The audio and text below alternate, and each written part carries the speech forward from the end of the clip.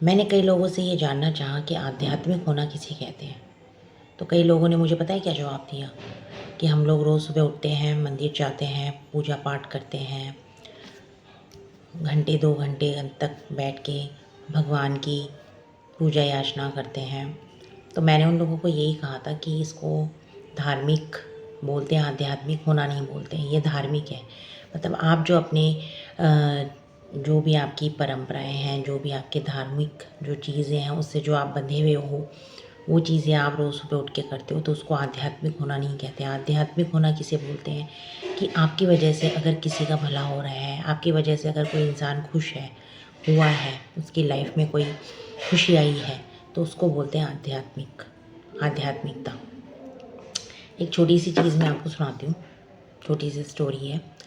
एक आदमी था, बहुत ज़्यादा वो बुढ़ा हो गया था, ठीक है। तो वो उसकी स्थिति मरने जैसी हो गई थी।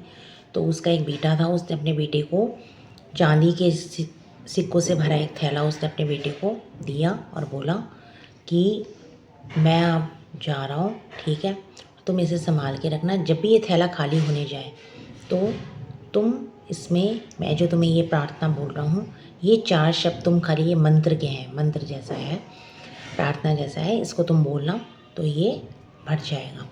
उसने अपने बेटे को अपने पास में बुला के कान में 4 शब्द बोले और उसके बाद में वो चला गया, ठीक है। उसके बेटे ने उस पैसों से बहुत ज़्यादा उसको खर्च करना शुरू कर दिया, इतना खर्च करना शुरू कर दिया और पैसों को लुटाना शुरू कर दिया। धीरे धीरे वो पैसा, तो जाहिर सी बात है, जो चांदी के सिक्के थे वो धीरे धीरे ख़त्म ही होंगे, ख़त्म होने लग गए। जब वो थोड़े से बच गए ना, तो उसने सोचा कि अरे ये तो ख़त्म होने जा रहा है। तो मेरे पिताजी ने मुझे 4 शब्दों का एक मंत्र बोला था। वो मंत्र अब उसको याद ही नहीं आ रहा है कि वो मंत्र क्या था, वो तो भूल गया पूरी तरीके से। अब उसने बहुत कोशिश की, कई लोगों से पूछने की कोशिश की इधर उधर जाके, लेकिन उसको वो मंत्र हाथ में नहीं आया। अब वो बहुत ज़्यादा उदास होने लग गया क्योंकि वो थैला तो धीरे धीरे खाली हो रहा था। फिर एक दिन क्या हुआ, वो अपने घर में चुपचाप अकेला बैठा हुआ था। तभी एक भिखारी आया और उसने उसको बोला कि कुछ खाने को दो। तो उसने उसके घर में जो भी बचा हुआ खाना था उसको जाके दे दिया। उसने, जब भिखारी ने वो खाना वाना पूरा खा लिया, तो उसने जो खाली प्लेट है वो उसको वापस उसको दे दिया। खाली प्लेट देने के बाद में उसने सिर्फ ये वर्ड्स बोले, ये शब्द बोले कि हे भगवान आपका धन्यवाद। अचानक से वो जो लड़का था उसका, अचानक से उसको एकदम से तेज वो बोल पड़ा। उसको सुनते ही वो एकदम से उठ खड़ा हो गया और फिर उसने बोला अरे यही तो वो मंत्र था जो मेरे पिताजी ने मुझे बताया था। और उसने फिर उस जो भिखारी है उसको बहुत ज़्यादा धन्यवाद दिया, ठीक है। और उसके बाद में उसने वही मंत्र जो हे भगवान तुम्हारा धन्यवाद, उसने यही 4 शब्द उस थैली के पास में जाकर बोले। वो थैली धीरे धीरे वापस बढ़ने लगी। तो बोलने का मतलब क्या है कि उस इंसान को, फिर उसके बेटे को ये चीज़ समझ में आई कि अगर मैंने इस इंसान का भला किया तब मेरी ये थैली, मैंने एक पुण्य किया तब मेरी ये थैली भरने लग गई वापस से। इसका मतलब क्या होता है कि अगर आप किसी का पुण्य करते हैं, अगर आप किसी के लिए अच्छा काम करते हैं निस्वार्थ भावना से, बिना किसी स्वार्थ के, अगर आप किसी के लिए कुछ करते हैं तो वो दुगुना तिगुना चौगुना वो बढ़ेगा ही बढ़ेगा। अगर आप किसी का अच्छा करते हैं तो आपके साथ में भी अच्छा होगा।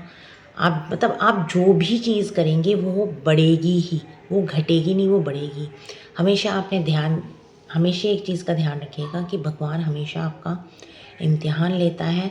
हर एक चीज़ से, हर एक एंगल से वो आपका सिर्फ एग्ज़ाम लेता है। तो आपको अगर आपसे किसी का कुछ भला हो रहा है तो आपसे जितना भला हो रहा है आप उसका भला कीजिए। वो आपको रिटर्न गिफ्ट ज़रूर देगा, वो आपको रिवॉर्ड भी देगा। आप जितना खुशी दोगे दोगुना खुशी आपको मिलेगी। आप जितना लोगों को हँसाओगे दोगुना आप भी अपनी ज़िंदगी में हँसोगे। जितनी ज़्यादा आप प्रेम, जितना ज़्यादा आप प्यार बांटोगे उतना ही आपको प्यार भी मिलेगा। इसीलिए हमेशा अच्छे कर्म करने चाहिए। हमेशा हमसे जितना हो सके हमें लोगों का भला करना चाहिए, लोगों के लिए अच्छे काम करने चाहिए। जितना हमसे हो सके लोगों की मदद करनी चाहिए। कभी किसी को अपनी वजह से दुख मत पहुंचाइए। ऐसा कुछ मत कीजिए जिससे कि आपकी वजह से किसी को दुखी होना पड़ रहा है। क्योंकि आप जो देंगे वही आप पाओगे, ये तो तय है। इसीलिए हमेशा अच्छे कर्म करते रहिए, हमेशा सच्चे मन से कर्म करते रहिए, क्योंकि जब आप दिल से किसी के लिए निस्वार्थ भावना से कुछ करते हैं ना, तो ये यहाँ पे मन को बहुत शांति मिलती है, मन को बहुत सुकून मिलता है। ये हमेशा याद रखिएगा। जीवन में कभी ना कभी आप ध्यान रखिएगा, आपने शायद किया भी होगा अपने लाइफ में ऐसा कुछ कि आपने निस्वार्थ भावना से किसी के लिए कुछ किया होगा, तो जाहिर सी बात है आपको ज़रूर यहाँ पे शांति मिली होगी, सुकून मिला होगा, मन को बहुत शांति मिलती है अच्छा काम करके। इसलिए इसी तरीके से अच्छे काम करते जाइए और जीवन के पथ पर आगे बढ़ते जाइए। जय श्री श्याम।